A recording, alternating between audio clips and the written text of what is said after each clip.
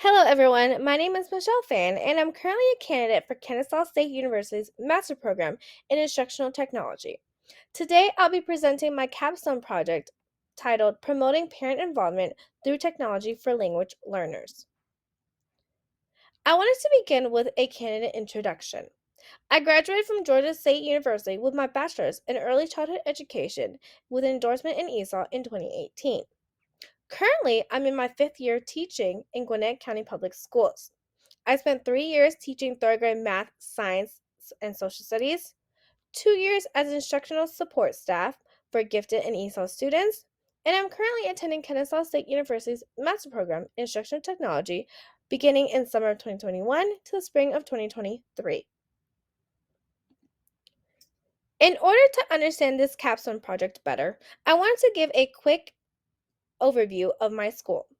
Conaheda Elementary School is located in Lawrenceville, Georgia, and is part of the Gwinnett County Schools District. It is a Title I school with about 856 students. 87% of students currently receive free and reduced lunch. 42% of students are English learners.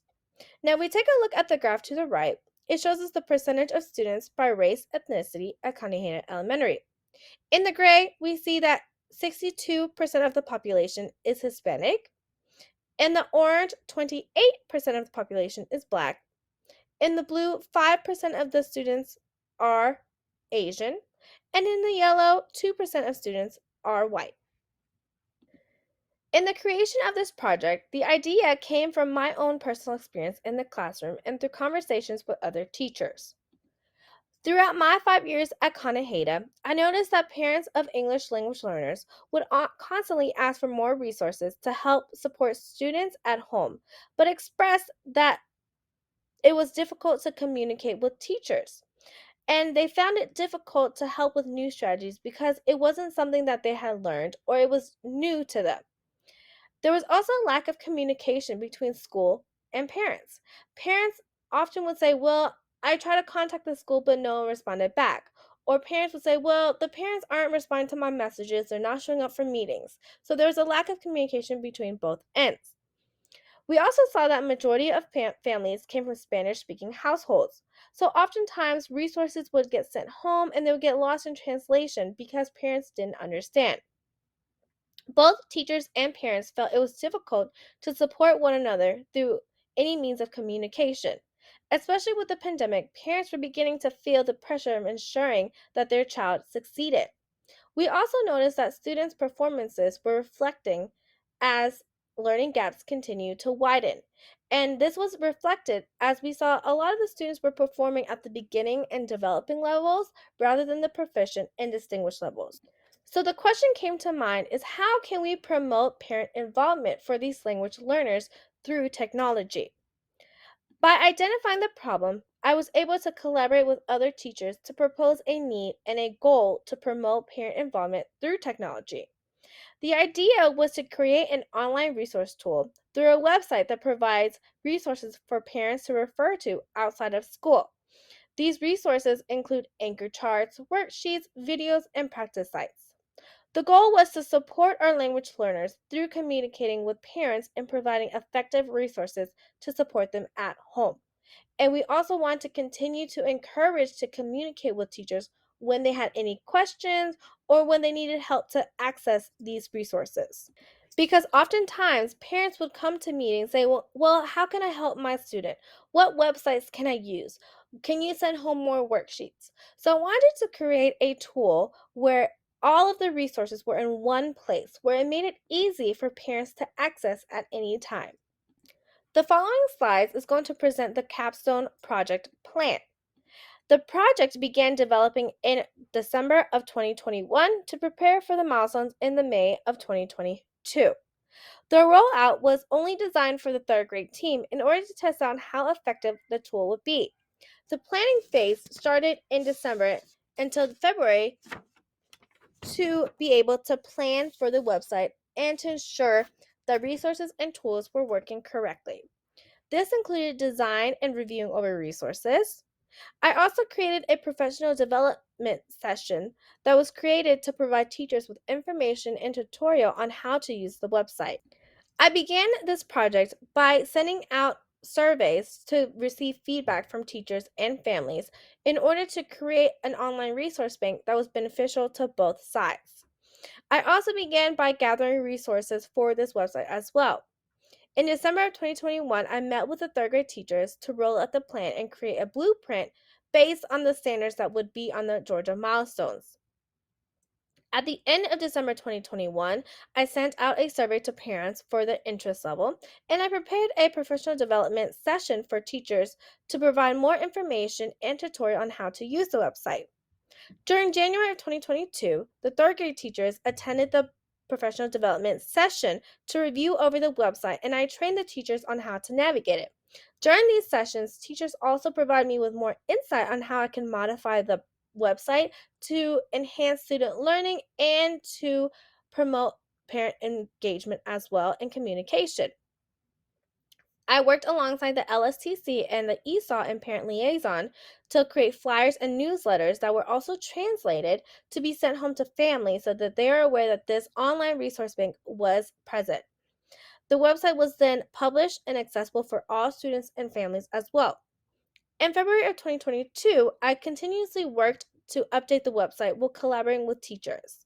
Reminders and instructions were sent home, and tutorials were available for parents to install things like text to speech or a translator as a Google extension to help them navigate through different websites. In March of 2022, I sent out a mid-implementation survey in which this was to review over, well, how are your students using the website at home? How can I work to improve the website for you? Modifications and suggestions were made, and data from the website tracker was used to analyze how the foot traffic was for the website. In April of 2022, the website was updated based on the standards. An information sheet was created and sent home during spring break to remind families that the online resource bank will still be there rather than just sending home a packet. During the months of April 2022, towards the end and the middle to May of 2022, teachers continue to communicate with parents about the website through Class Dojo and on their eClass page. Teachers and parents also completed a post survey for me to get a better understanding of, well, is this online resource bank effective? Do you see an improvement in your child's grades and in their achievement? So I wanted to really gather data on how students are using this resource at home and how parents are supporting them and how parents are communicating with teachers as well. On the next slide, I'll be talking about the evaluation plan. And this was very important in how I was evaluating, well, is this website working for parents and teachers as well? The initial pre-implementation survey was sent to teachers to gain a better understanding of their concerns and ideas to improve student learning. Surveys were also sent home to parents to review interest level and parent communication. There was a check-in survey in which the third grade parents completed in March of 2022 to provide feedback on the effectiveness of the website thus far at home. Third grade teachers provide feedback on parent communication as well. During the post-implementation survey, parents and teachers both completed a survey to provide feedback on the usage and effectiveness of the online resource while preparing for the milestones. And data from the website tracker was analyzed to record web usage. And this helped me to evaluate how well the project was going and how effective this tool was. On this slide, these are two examples of one parent survey and one teacher survey that I sent out. The parent survey I actually had translated in order for parents to understand better. And this was just to gain a better understanding of how they felt supported and how we can support them as a school. And for the teacher survey, I was able to ask teachers, well, how do parents communicate with you? And how can we better support you as well?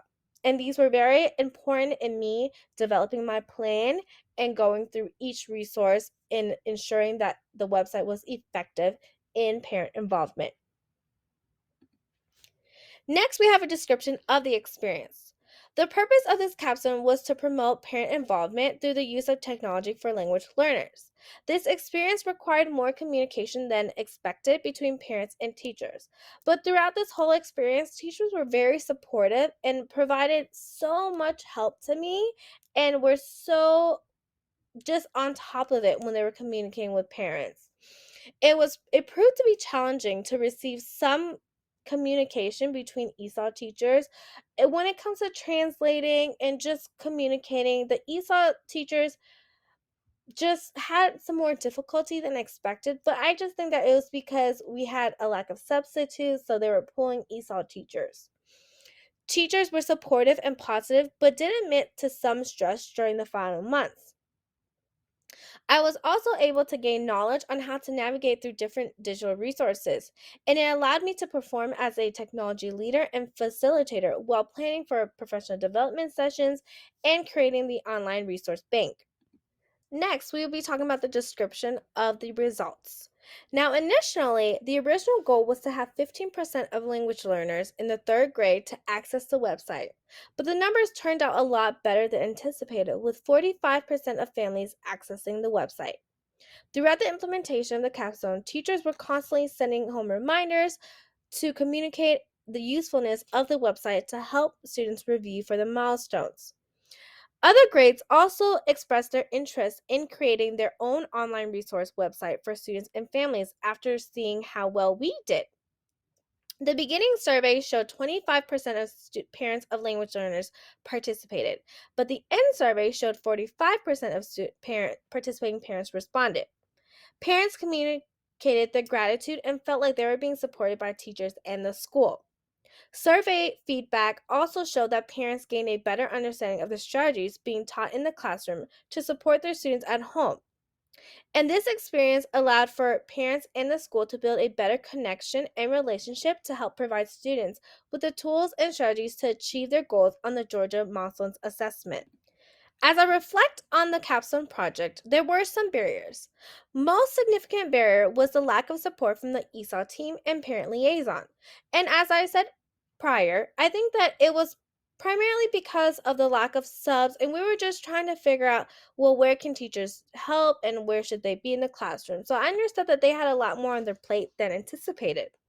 There was also miscommunication as parents tried to reach out for extra support, and the front office didn't know who to refer back to.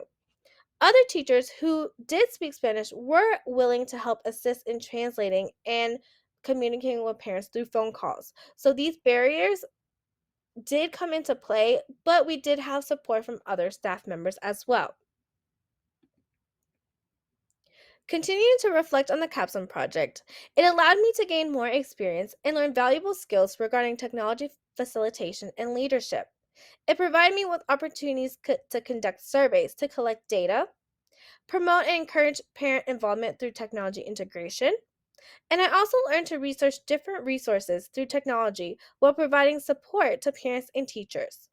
It also helped me to implement multiple PSC standards to develop my own understanding of technology leadership. Overall, based on the feedback and all the information and data I collected, this capstone project was effective in promoting parent involvement through technology tools. Moving forward, I hope to work with the technology team to implement a school-wide plan that creates an online resource bank for all grade levels to support all students throughout the school years. I look forward to using my skills as a technology leader and facilitator to encourage parent involvement and enhance student learning. For my final slide, I have my copyright acknowledgement, and these include the different references and resources that were used to support my proposal and implementation of the project. This includes scholarly articles that supported my research throughout this capstone project. Thank you so much for watching and listening to my capstone presentation. Please contact me if you have any questions. Thank you.